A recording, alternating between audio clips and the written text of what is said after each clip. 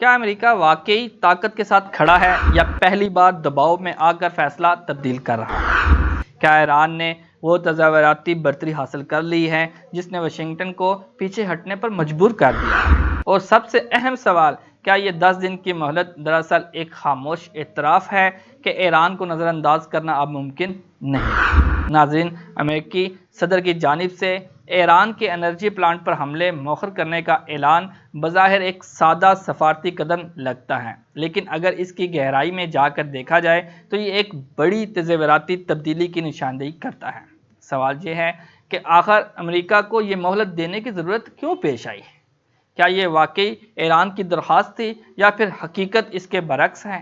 حالات و واقعات کا تسلسل کچھ اور ہی کہانی بیان کرتا ہے۔ گزشتہ چند دنوں میں ایران اور اس کے اتحادیوں نے جس انداز میں خطے میں امریکی اور اسرائیلی مفادات کو نشانہ بنایا ہے، اس نے طاقت کے توازن کو بدل کر رکھ دیا ہے۔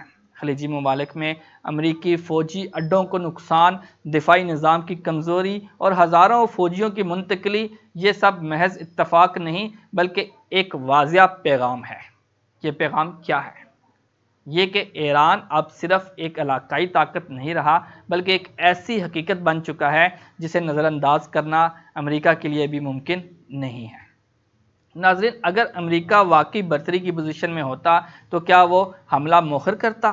تاریخ ہمیں بتاتی ہے کہ سپر پاور کبھی بھی درخواست پر اپنے فیصلے تبدیل نہیں کرتے، فوجی فیصلے کبھی تبدیل نہیں کرتے جب تک کہ انہیں کسی بڑے نقصان یا خطرے کا خدشہ نہ ہو۔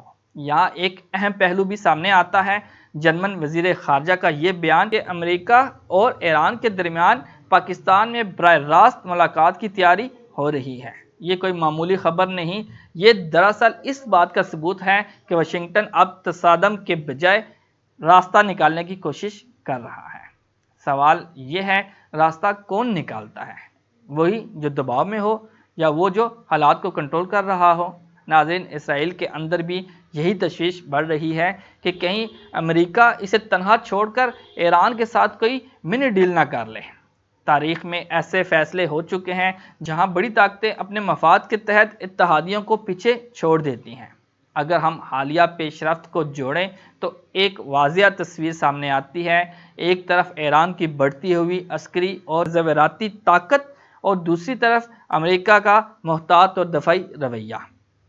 یہی وجہ ہے کہ 10 دن کی یہ مہلت صرف ایک وقفہ نہیں بلکہ ایک فیصلہ کن کھڑکی ہے، جہاں امریکہ خود کو ایک بڑی جنگ سے بچانے اور ایران کے ساتھ ممکنہ سمجھوتے کی راہ ہموار کرنے کی کوشش کر رہا ہے۔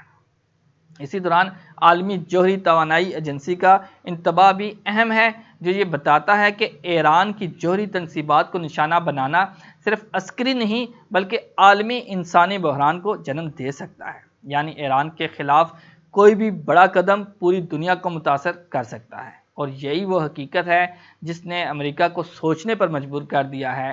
ناظرین، سوال اب یہ نہیں کہ جنگ ہوگی یا نہیں، سوال یہ ہے کہ کون اپنی شرائط منوائے گا۔ کیا امریکہ واقعی دباؤ میں آ چکا ہے؟ کیا ایران نے خطے میں اپنی طاقت منوا لی ہے؟ اور کیا آنے والے دنوں میں ہم ایک ایسے معاہدے کے گواہ بنیں گے جو پورے مشرق وسطیٰ کا نقشہ بدل دے گا؟